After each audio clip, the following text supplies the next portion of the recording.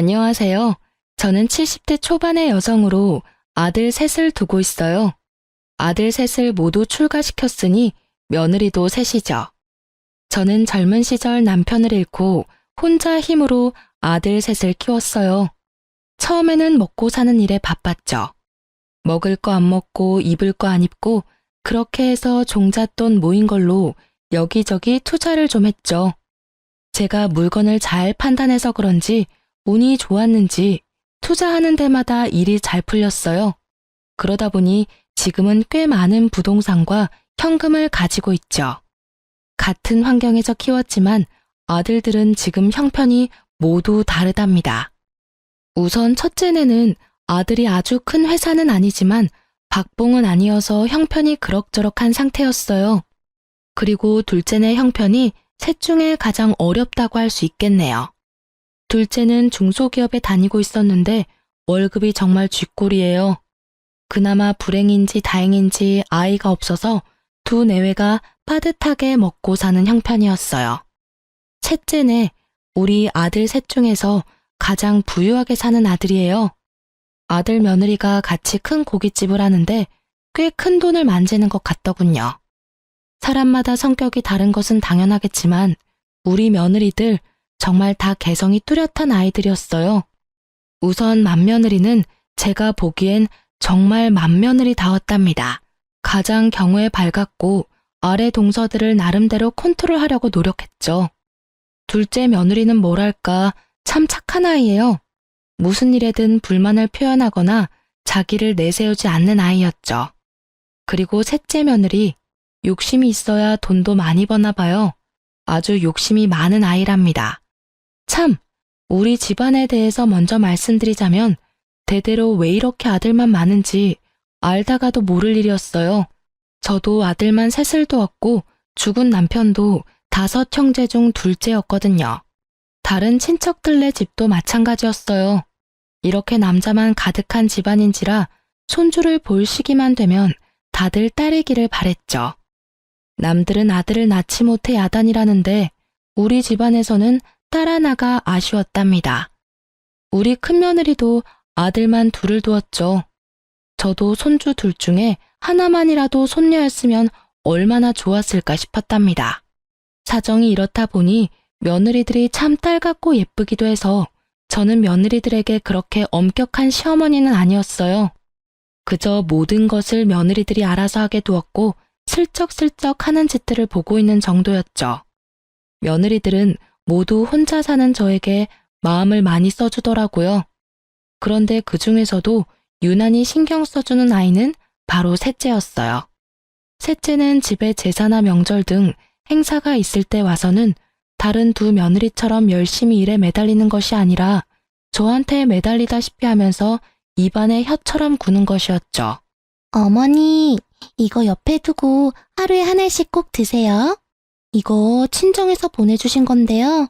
어머니 연세 되시는 분들한테 아주 좋은 거래요. 여기서는 못 구하고 미국에서나 구할 수 있는 좋은 영양제예요. 셋째 며느리의 친정은 미국 일찍이 이민을 가서 장사를 시작했고 지금은 부유하게 사는 편이었죠. 그렇게 달라붙는 아이를 단호하게 내치기도 못하니 좋은 말로 타일렀죠. 아니다. 지금 네 동서들은 지금 나가서 일하느라고 정신이 없지 않니? 너도 나가서 동서들 좀 도와라. 조상들에게 차례를 지내는 것은 후손들의 정성이 깃들어야 하는 거야. 너도 분명히 우리 식구니 나가서 정성을 좀 보태거라. 그런데 셋째 며느리는 일손을 보태는 대신 행사가 있을 때마다 두툼한 돈봉투를 가지고 왔어요. 사돈댁에서도 부담스러울 정도로 저를 위한 선물을 많이 보내왔답니다. 며느리들의 성격이 저마다 다른 것처럼 아들들의 성격도 참 많이 달랐어요. 그 중에서 가장 부부싸움을 많이 하는 집은 첫째네였어요. 장남이 그럭저럭 회사에 다니고 있었지만 아들 둘을 키우기에는 역부족이었어요. 생활비와 아이들 교육비에 돈이 부족했는지 서로 싸우기도 엄청 싸우더라고요. 돈이라도 넉넉했으면 부부 사이가 더 좋았을까 싶지만 어쩔 수 없이 큰며느리가 아름아름 부업을 찾아 하기도 하더라고요. 그러면서도 이 아이들은 저에게 경제적으로 기대거나 도움을 바라지는 않았어요. 마음에도 없는 효도를 하면서 제 재산을 미리 나눠달라는 얘기도 일절하지 않았답니다. 딱한 사정을 알게 되고는 제가 몇 번이나 도와주려고 했는데 첫째라 책임감이 남다른 우리 장남이 지금은 괜찮다며 나중에 더 힘들 때 도와달라며 좋게 거절하더라고요. 첫째 애들은 많이 다투는 소리가 들리지만 반대로 둘째네는 아직 아이가 없어서 그런지 부부싸움도 한 번 안 하고 둘이 알콩달콩한 결혼 생활을 즐기더라고요. 둘째 며느리는 성격도 착하고 저에게도 참 살갑게 다가와줬죠. 자식이 없으니 둘이 벌어서 생활하기에는 부족함이 없는 형편이었죠. 그런데 문제는 막내 며느리였죠. 아주 욕심쟁이 샘쟁이였어요. 뭐든지 많이 갖고 싶어 했고 남에게 지는 것은 싫어하는 성격이었어요. 가족 행사가 있을 때마다 얌체같이 쏙 빠지면서 돈으로 퉁치려는 셋째를 보고 쟤를 어쩜 좋을까 한숨만 나오더라고요. 동서, 아버님 제삿날에 또 늦게 온다는 거야? 도대체 뭘 믿고 이렇게 집안 행사 때마다 뒤로 빠지는지 모르겠네. 혼자 빠지려고 머리 쓰지 말고 시간 맞춰 어머님 댁으로 와. 알겠지? 아유, 형님. 사업에 할 일이 얼마나 많은데요. 알바생을 쓰고 있는데도 가게가 어쩜 바쁜지 손이 모자라요. 형님 죄송하지만요. 제가 제사에 들어가는 비용은 다 댈게요. 그러니까 저 좀 빼주세요. 네? 그럼 다음에 또 연락드릴게요, 형님. 큰며느리가 며칠 앞으로 다가온 남편의 제사 문제를 의논하러 집에 왔다가 막내 며느리와 하는 통화 소리를 엿듣게 되었죠. 나이도 많은 형님인데 어린 막내가 어쩜 저리 약을 올리는지 참다 못한 큰며느리가 제게 말하더라고요. 어머니, 막내 동서 정말 이제는 못 봐주겠어요. 어머니께서 따끔하게 야단 좀 치셔야 될 것 같아요. 아유, 그래, 알았다. 내가 짬을 봐서 잘 얘기해보마. 남편의 제삿날에도 돈으로 퉁치고 와서 절만 하고 가려는 셋째 며느리가 저도 솔직히 미웠어요. 그래서 제가 직접 막내 며느리에게 전화를 걸었지만 다급한 목소리로 너무 바빠서 전화통화가 힘들다며 얼른 끊더군요. 형님, 여기 있던 김치통들 못 보셨어요? 분명히 여기 놔뒀는데 감쪽같이 없어졌어요. 아니, 김치통에 발이 달린 것도 아니고 이게 도대체 어떻게 된 거야? 그러고 나서 둘째 며느리가 근처에서 돈봉투 하나를 발견했다죠. 짧은 쪽지와 함께 놓여있는 돈봉투였어요. 꽤 많은 액수의 돈이 들어있었고 이 돈으로 사람을 사서 김장을 다시 하라는 셋째 며느리의 또 다른 얌체짓이었죠. 작년에도 똑같은 일이 있었죠. 막내 며느리가 우리 집 김장김치가 식당에서도 인기가 많아서 김치 맛에 손님을 끄는 것도 있다며 홀라당 전부 가져가 버린 것이었죠. 작년에 이어 이런 일이 또 벌어지자 며느리들도 저도 화가 많이 났어요. 드디어 큰며느리가 당장 시댁에 안 오면 가게로 찾아가서 큰 소리 낼지도 모른다고 말하며 막내를 집으로 불러들이는 데 성공했어요. 그리고 막내를 야단치더군요. 이봐, 동서. 집안에서 벌어지는 행사는 돈으로 하는 게 아니라 사람이 하는 거야. 동서는 왜 사사건건 돈이면 뭐든지 다 된다고 생각하는 거지? 김장 담그느라 우리가 얼마나 고생했는데 그걸 홀라당 가져가 버리고. 돈봉투 말도 안 하고 숨겨놓으면 우리가 좋아할 줄 알았어? 남들이 정성 들여 담근 걸 동서가 무슨 권리로 가져가? 입이 있으면 말이라도 해봐. 막내면 더 사근사근 애살 있게 도와줘도 모자랄 판에 형님들이 고생하고 있는 거 뻔히 보이면서 입 꾹 닫고 모른 척 한다는 게 말이 돼? 아유, 형님. 화난 이유는 알겠는데 사람 사서 김장해봤는데 여기 이 집에서 담근 맛이 안 나잖아요. 식당에 김치 때문에 오는 손님들도 많거든요. 그러니까 제 사정 좀 봐주세요. 네? 옆에서 듣던 저도 기가 다 막히더라고요. 정말 그냥 넘어가기가 힘들었어요. 예, 셋째야. 김장 같이 담그는 거 한 해 두 해 된 일도 아니고 그 김치 맛을 원하면 네가 직접 와서 배울 생각을 해야지. 우리가 식구들은 많지만 다 모일 시간이 그렇게 많지 않잖니. 다 같이 모여서 사는 얘기도 하고 천천히 김치도 담그자는 얘기다. 그런데 막내만 보란 듯이 툭 빠지면 시작하기도 전에 사기가 떨어지지 않니? 네 형님 말 잘 새겨 듣고 다음부턴 김장도 직접 와서 배우고 가거라. 알겠니? 셋째는 이런 제 말에도 비용은 얼마든지 넉넉하게 될 테니 식당에서 쓸 김치까지 우리더러 담가달라는 것이었죠. 그러고는 한다는 이야기가 사람을 움직이는 것은 결국 돈이라나요? 제가 세상 일이 그렇게 돈으로만 굴러가지 않는다고 그 생각을 버리지 않으면 언젠가 발등을 찌를 수 있다고 타일렀어요. 둘째도 셋째를 야단치면서 앞으로 이런 짓을 또 한다면 동서들 사이에서 따돌림을 당할 것이라고 경고했죠. 그랬더니 셋째가 코웃음을 치더군요. 그런데 이런 며느리들끼리의 다툼이 아들들에게도 말거리가 되었나 봐요. 우리 집 사람하고 근재수 씨는 제사다 차례다 해서 그때마다 며칠씩 고생을 하는데 왜 막내 재수 씨는 그때마다 안 보이니? 똑같은 며느리인데 왜 두 사람은 죽어라 고생하고 한 사람은 보이지도 않느냔 말이다. 오죽하면 이런 말이 내 귀에까지 들어오더라. 돈 봉투 놓고 사라지거나 엄마 옆에나 딱 붙어서 아부하는 거 이제 하지 말라고. 네가 재수 씨한테 잘 말해. 그러게 말이다. 너희 지난번 설에도 집에 돈만 보내고 둘이 스키장 간 거 내가 다 안다. 우리가 비록 너처럼 많이 벌지는 못해도 집안 행사 때 쓸 돈은 낼 수 있어. 그 돈 없어서 집안 행사 못 치르지 않는다. 돈만 보내는 게 얼마나 예의 없는 짓인데 재수 씨 때문에 우리 기분이 어떻겠냐? 우리도 빠지고 싶고 놀고 싶지만 집안 행사니까 참고 하는 거야. 막내야, 어린 건 알겠지만 너도 한 집안의 가장이니까 네가 먼저 솔선수범하고 책임감 있게 행동해야 돼. 그래야 재수 씨도 보고 배우지. 아니, 제 와이프가 뭘 그리 잘못했다고 다들 왕따를 시켜요? 그렇게 그런 게 억울하면 형들도 돈 버세요. 돈 벌어서 힘들지 않게 살면 되는 거죠. 그냥 일 안 하는 것도 아니고 충분히 행사 비용 될 만한 돈은 내놓고 빠지는 거잖아요. 저희도 억울한 부분이 분명 있다고요. 각자의 사정이 있는 거잖아요.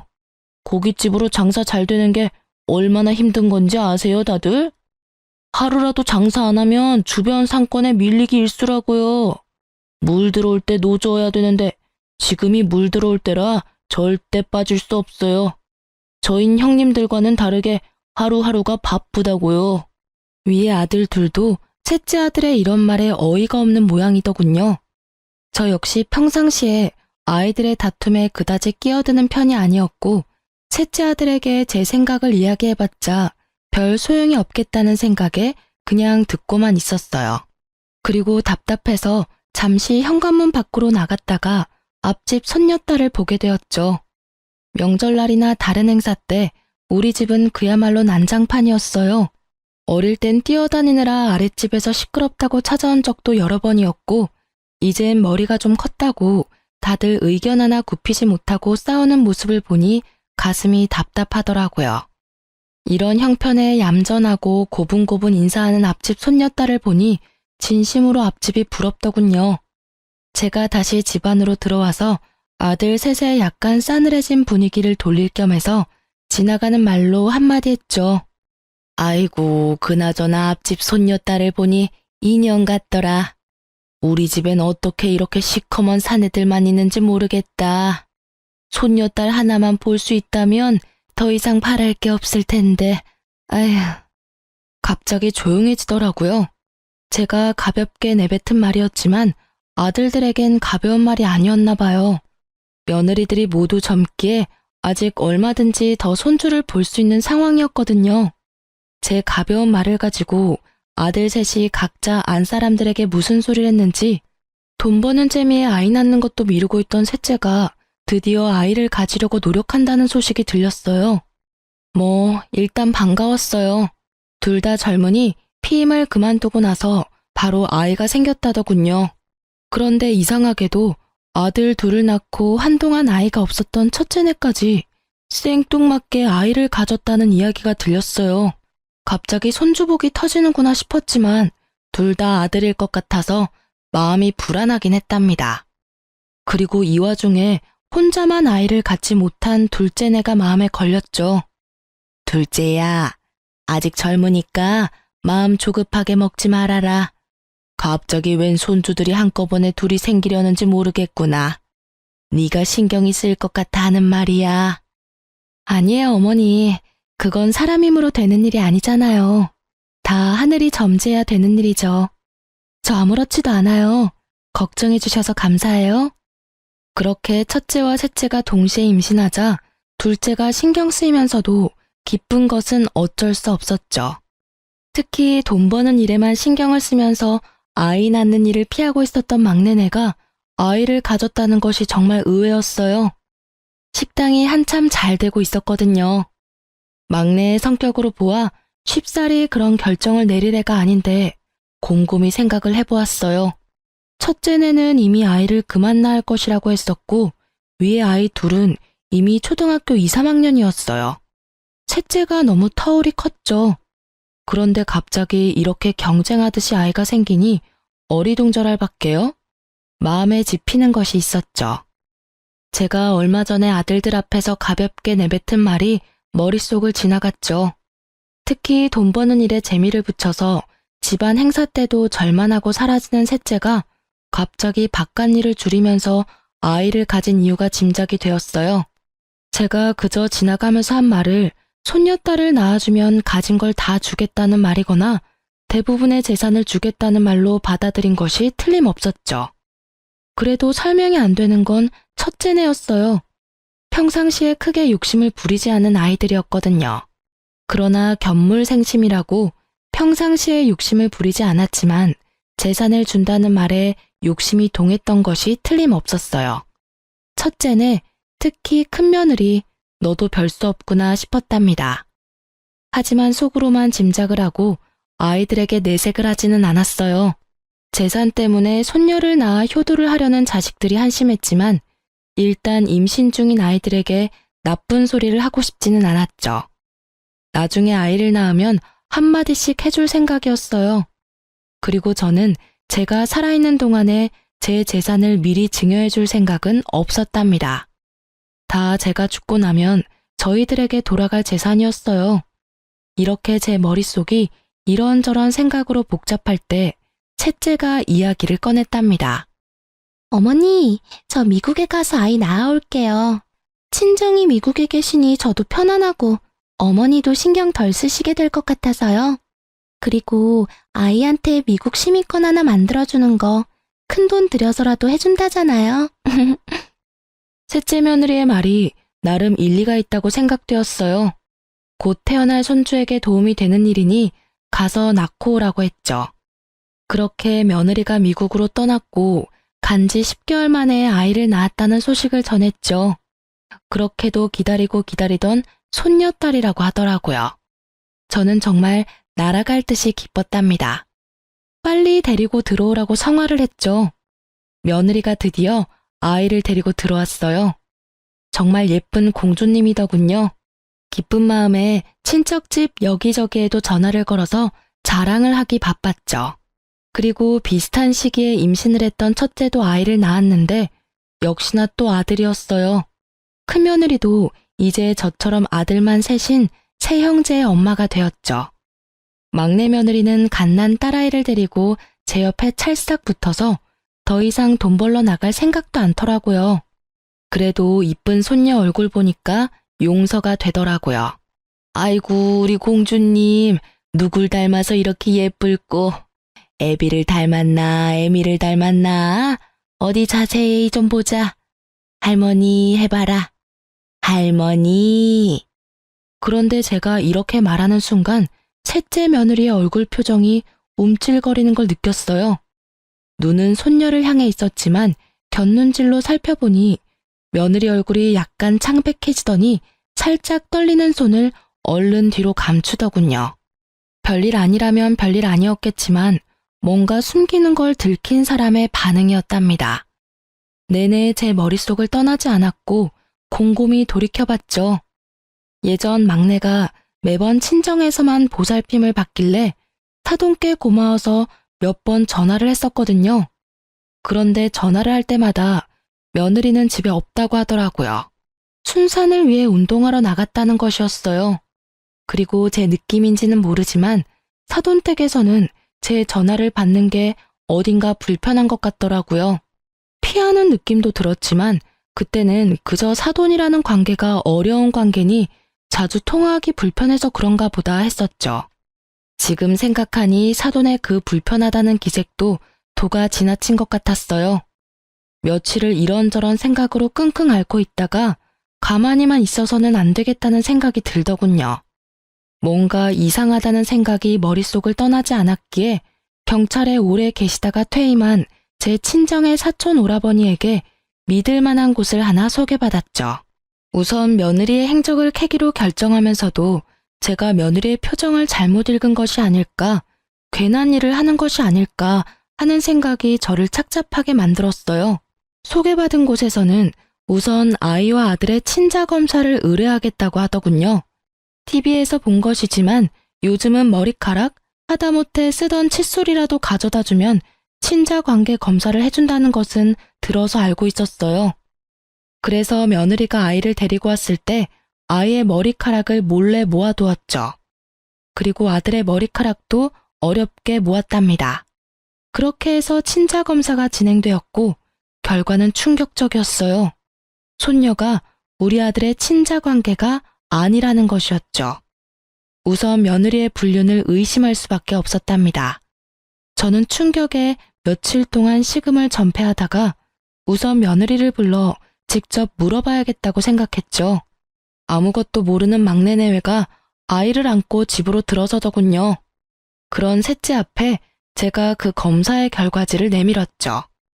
막내 며느리의 얼굴이 파랗게 질리면서 서 있을 힘도 없는지 그대로 주저앉아 버렸죠. 도대체 왜 이런 일을 저지른 거냐? 막내 너, 솔직히 풀어보거라. 저 아이가 네가 밖에서 딴짓을 해서 낳은 아이가 맞느냔 말이야. 아들, 너 왜 놀라지 않는 거니? 설마 너도 알고 있는 사실이니? 빨리 말해보거라. 우리 핏줄도 아닌 아이를 왜 네가 키워주려 했냐는 말이다. 어머니, 저 다른 남자 만난 적 없어요. 그 점에선 저 결백해요. 어머니, 그것만은 믿어주세요. 그러면서 털어놓는 며느리의 얘기를 듣고는 더욱 놀라고 말았어요. 이 일을 계획하고 실천에 옮기도록 한 것이 다른 사람이 아닌 아들이라는 것이었죠. 사실을 따져 물었어요. 아들이 아무 말 없이 바닥을 보고 있더군요. 그리고 흥신소에서는 또 새로운 소식을 알려왔어요. 며느리가 임신을 하고 출산을 하기까지 미국에 있었다는 것이 거짓이었다죠. 그 기간 동안에 며느리의 출입국 기록이 없다는 것이었어요. 귀신에 홀린 것 같다는 생각이 들더군요. 여기까지 듣자 눈앞이 캄캄해지면서 다리에 힘이 다 풀렸어요. 그러니까 임신하지도 않은 아이를 임신했다고 했고 당연히 국내에서 출산을 할 수가 없으니 원정 출산을 하겠다고 한 거였어요.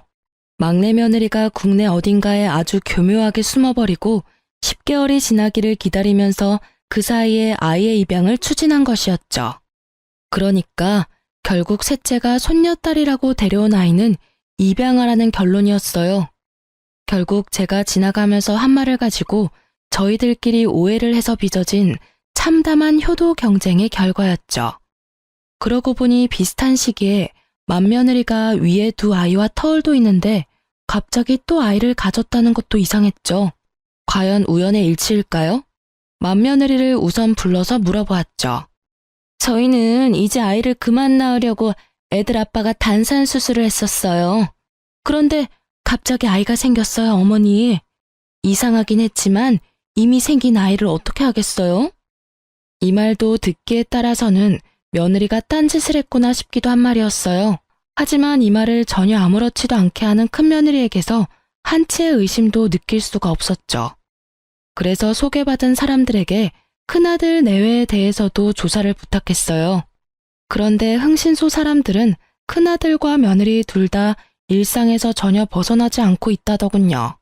저는 이번에 큰아들을 따로 불렀어요. 큰아들은 이 우연과 관련이 있을 것 같았거든요. 엄마, 그게 있잖아요. 제가 집사람하고 상의 없이 단산 수술을 한 것을 풀어버렸어요. 그래도 아들이나 딸이나 반반 가능성은 있는 거잖아요. 그래서 50% 확률에 기대본 거예요, 엄마. 잘못했어요. 엄마, 제가 진짜 잘못했어요. 이 말을 듣고 저는 정말 큰아들이 한심해서 한숨이 저절로 나왔답니다. 아이는 부부가 합의해서 낳는 거지 어떻게 한쪽이 일방적으로 아이를 갖게 한다더냐. 막내만큼 나쁜 방법을 쓴 것은 아니지만 너도 결국은 똑같구나. 상속될 재산을 바라고 내가 원하는 것을 해주려 한 거였어. 셋째가 욕심이 많다는 것은 알았지만 믿었던 네가 그럴 줄은 정말 몰랐구나. 큰아들이 고개를 떨구고 눈물까지 떨구더군요. 본인의 잘못을 인정하는 것으로 보였죠. 몇 번을 더 제게 잘못했다고 빌더군요. 그런데 큰애네 집에서 그 이후에 난리가 벌어졌다죠. 큰며느리가 짐을 싸서 갓난아이만 두고 친정으로 가버렸다는 것이었어요. 어떻게 나하고 의논도 없이 풀어버려요? 자식 하나 키우는 게 화분 하나 들여놓는 것 같이 생각되는 모양인데 어디 당신 혼자 아이들 한번 키워봐요. 나는 이제 모르겠으니까. 지금 처지가 그냥 그렇고 그래서 답답한 마음에 그랬어. 엄마한테도 말했지만 아들, 딸 확률은 반반이잖아. 그래서 그 확률에 좀 기대본 거였다고.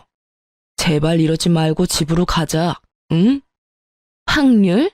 아이가 무슨 로또인 줄 알아요? 지금 우리 처지로 있는 아이 둘도 키우기 빠듯한 거 알잖아요. 가뜩이나 이제부터 돈이 많이 들어갈 시기인데 아이가 하나 더 생겼으니 당신이 알아서 해요. 아무튼 당신이 벌인 일이니까 알아서 책임지겠죠. 딸 키우는 것보다는 아들이 돈은 덜 들잖아. 그리고 낳아놓으면 어떻게든 자라기 마련이라고. 이 말 같지 않은 말에 드디어 베개가 날아들었다지요. 도저히 말도 못 알아듣고 사태의 본질을 알지 못하는 아들에게 며느리가 단단히 화가 난 것이었죠.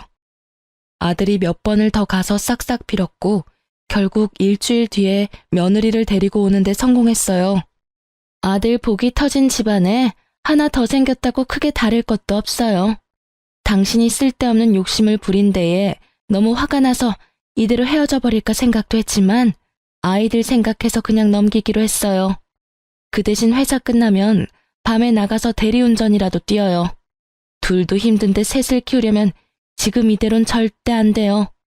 당신이 저지른 일이니 그렇게 해서라도 책임을 져요. 큰아들이 그렇게 하겠다고 넙죽 엎드렸다는 것이었어요.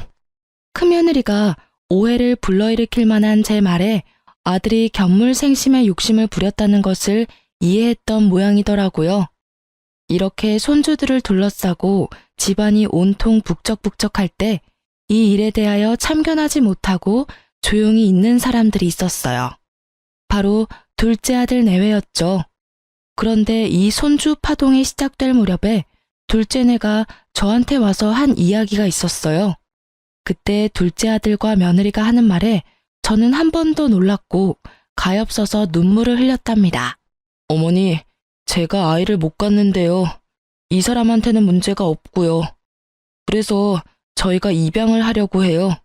집안에 하도 아들만 많으니 예쁜 딸을 입양하려고요.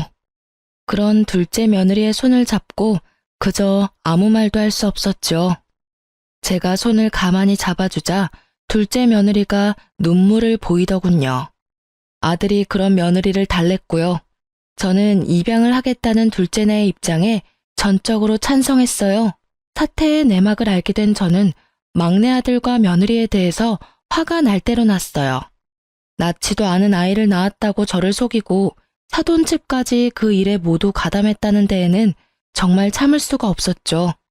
저는 아이들 6을 모두 불러 모았어요. 우선 셋째, 내 말을 잘 들어라. 입양한 아이도 분명히 네 아이다. 입양을 갈 처지가 되었다면 그것은 이미 부모로부터 한번 버림받은 거야. 그 아이를 너희가 데려오지 않았다면 어쩌면 더 좋은 곳으로 가게 됐을지도 모른다.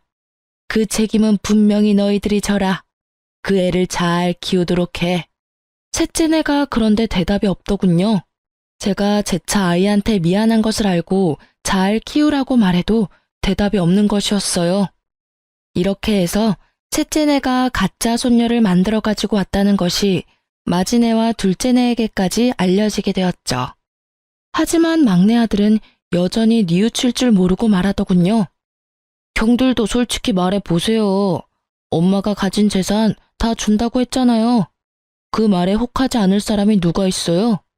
엄마 재산이 한두 푼도 아니고 말이에요. 형들이 정말 나 같은 생각을 전혀 안 했다고 할 수 있어요? 큰아들이 부끄러운지 먼저 고개를 숙이더군요. 그렇지만 동생에게 할 말은 하더라고요. 엄마 말씀을 요즘 와서 곰곰이 생각해 보니 엄마가 손녀를 보게 해주면 모든 재산을 다 준다는 말씀이 아니었어. 나 역시도 그렇게 착각을 했었다. 그런데 내가 그 생각이 잘못됐다는 걸 어떻게 알았는 줄 아니? 우리 엄마라는 분을 알기 때문이야. 결코 재산을 내걸고 효도를 부추기는 분이 아니라는 말이다. 거기까지 생각이 되니까 내가 정말 미련했구나 싶었다. 그런데 아무리 엄마 마음을 헤아리지 못한다 해도 어떻게 낳지도 않은 아이를 낳았다고 해서 데리고 올 생각을 해. 둘째 아들도 셋째 아들에게 한마디 했죠. 너하고 재주씨가 이런 일까지 벌일 줄은 정말 몰랐다. 너희들은 아이를 가지고 싶으면 피임만 끊으면 되는 사람들이잖아. 우리는 손녀가 아니라 아들만 줄줄이 낳는다고 해도 우리 피를 이은 아이를 가질 수가 없어. 처가에서 나한테 미안해 하셨지만 그건 이 사람이나 처가 잘못이 아니잖아. 그래서 정당하게 입양을 결정했던 거야. 너희들이 정말 자식이 갖고 싶어도 못 갖는 그 심정을 알기나 하냐? 둘째 며느리와 큰아들 내외의 눈시울이 붉어지더군요. 큰며느리는 갓난아들을 안고 있었고 셋째는 어디다 아이를 맡기고 왔는지 아이는 데리고 오지 않았더라고요. 이 순간에 갑자기 제 가슴이 덜컥 내려앉은 것은 왜일까요?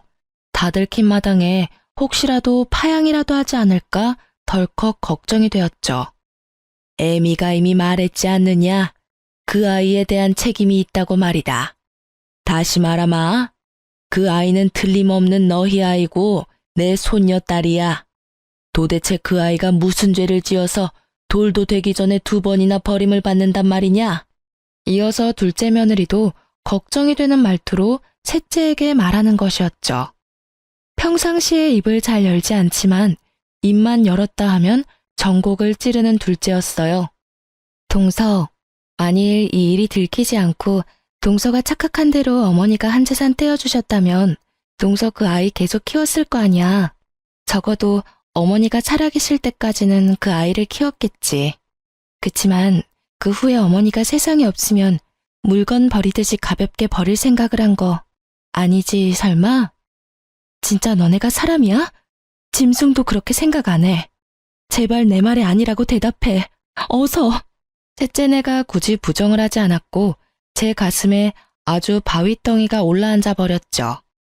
아이를 낳았다고 데려온 지 몇 달, 벌써 돌이 다 되어가고 있는 아이였어요. 아이는 이미 제 마음속에서 의심할 바 없이 제 손녀딸이었답니다. 저는 단호하게 셋째네에게 말했죠. 만일 너희가 저 아이를 파양한다는 나쁜 생각을 한다면 너희는 내 아이들이 아니다. 너넨 이제 다 큰 성인이란 말이다. 자기가 한 일에 대해서는 당연히 책임을 져야 하는 거야. 혹시라도 그 아이를 버리면 내 눈에 흙이 들어가기 전까지 둘 다 내 앞에 나타날 생각은 하지 말아라.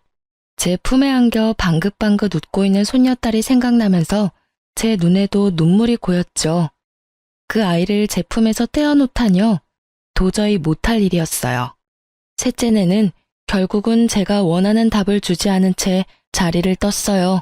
그렇게 그날의 가족 모임이 파했고 그렇게 셋째네에게서 본 손녀에 대한 생각으로 마음고생이 심하던 중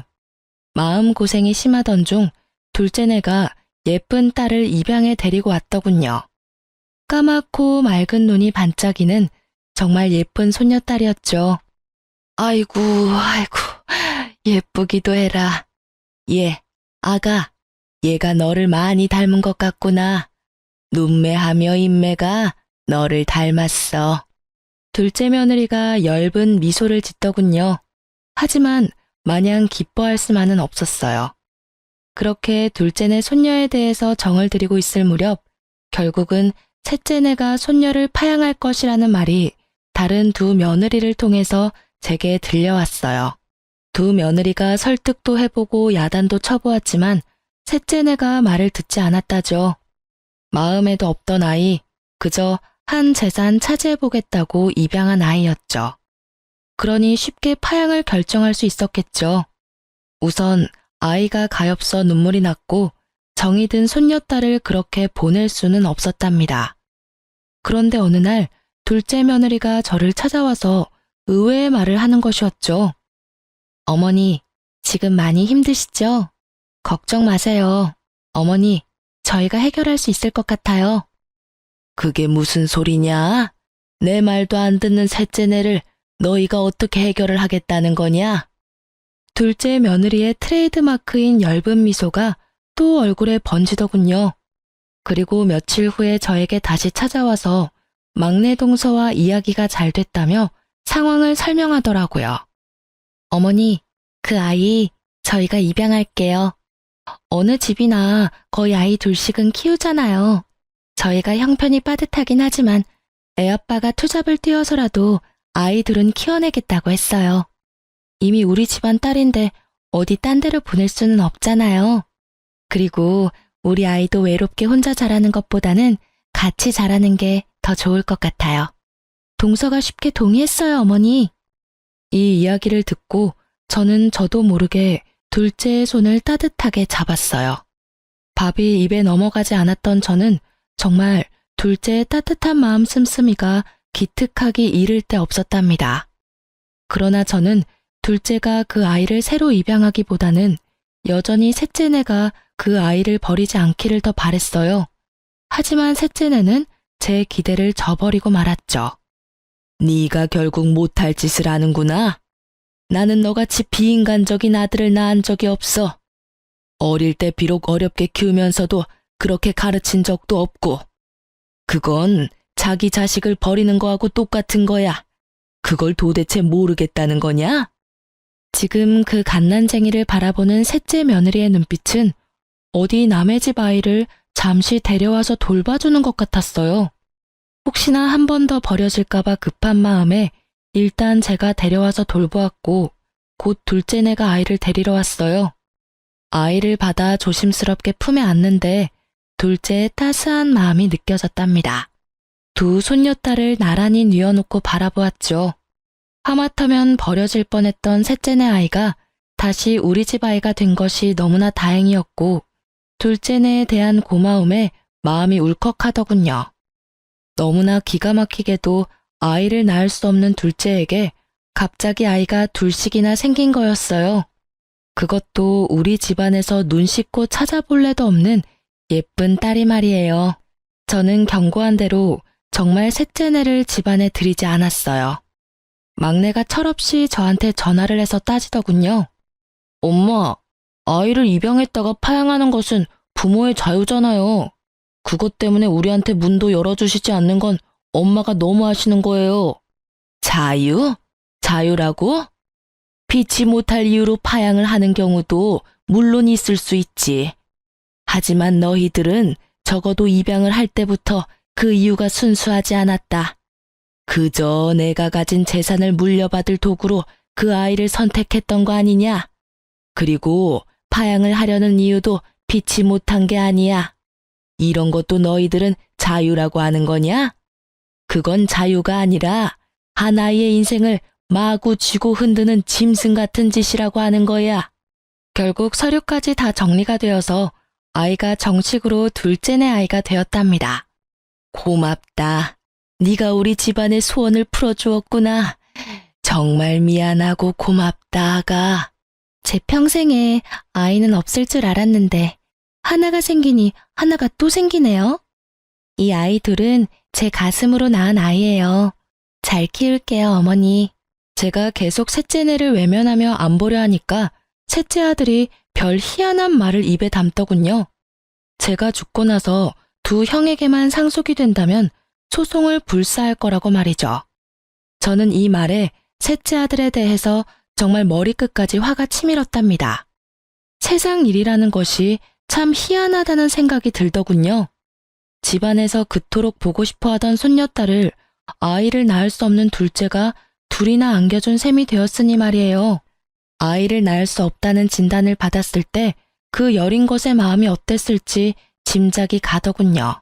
세내에서 늦게 본 아들과 입양한 손녀 둘. 이 아이들이 무럭무럭 자랐어요. 큰아들은 정말 대리운전까지 하면서 셋이나 되어버린 아이들을 키우려 부단히 노력하고 있죠. 그리고 둘째네, 아이 둘을 키울 형편이 아니었어요. 며느리도 직장을 알아보아 취직을 했답니다. 아이 둘은 저와 큰며느리가 돌아가며 봐주었어요. 저는 그런 둘째에게 제가 가지고 있는 현금의 일부를 증여해 주었답니다. 큰아들네에게도 조금씩 도움을 주고 있어요. 둘째네는 자신들의 힘으로 키워보겠다고 했지만 저는 어릴 때 엄마가 같이 있어주는 것이 아이들을 위해서 더 좋을 거라고 판단했어요. 그래서 직장에 나가지 말고 아이들에게만 신경을 쓰라고 굳이 아이들의 양육비로 돈을 주었죠. 그런데 그렇게 잘 나간다던 셋째 아들의 사업이 갑자기 전 세계적으로 유행한 감염성 질병 때문에 된소리를 맞았다는 말이 들리더군요. 우리 셋째네뿐만 아니라 사람들이 모여야 장사가 되는 사업 특성상 자영업자들의 생계가 모두 막막한 지경에 처해버린 거죠. 그것은 미국의 사돈댁까지도 예외가 아니었다고 했어요. 심지어 제가 신경통 때문에 자주 가던 사우나까지 갈 수가 없게 되어버릴 정도였죠. 결국 셋째가 저에게 손을 벌리더군요. 큰 잘못을 저질렀지만 그래도 자식이라고 제 마음이 왜 흔들리지 않았겠어요. 하지만 여러 번 고심한 끝에 저는 셋째의 부탁을 들어주지 않기로 결정했어요. 아직 손녀딸 문제에 대해서 잘못했다는 기색이 없는 아이들이었죠. 그런 아이들에게 자신들의 노력도 없이 뭔가 생기는 것이 그 아이들을 위해서도 좋지 않다는 생각이 들더군요. 막내가 여러 번 도움을 청했지만 저는 식당 문을 닫고 나중에 포장마차부터 다시 시작하는 것까지 각오하라고 했어요. 그렇게 스스로의 힘으로 다시 일으켜보라고 했죠. 세월은 무심하게 흘러서 새로 태어난 새 손주가 무럭무럭 자랐고 어느덧 초등학교에 입학할 나이가 되었어요. 저도 이제는 팔순을 바라보는 노인네가 되었죠. 자식을 포기한다는 일, 참 어려운 일이더군요. 셋째네를 그렇게 내치고 저는 참 많이 울었어요. 여전히 제 재산에 대해서 소송이니 뭐니 하는 말을 입에 담고 있지만 그래도 저는 그 아이들이 우선 잘못을 뉘우치고 사업을 자신들의 힘으로 다시 일으키기를 바라고 있어요. 지금까지 제 아들 일이라 정말 창피하지만 가짜 손녀를 만들어서 원정 출산으로 꾸민 철없는 셋째 아들네 이야기를 들려드렸어요. 그리고 정말 기가 막히게도 이 이야기는 또한 아이를 낳을 수 없는 며느리가 손녀를 둘이나 안겨준 제게는 참 뭉클한 사연이랍니다. 여러분도 오늘 하루 따뜻한 하루 되시길 바랍니다. 긴 글 읽어주셔서 감사합니다.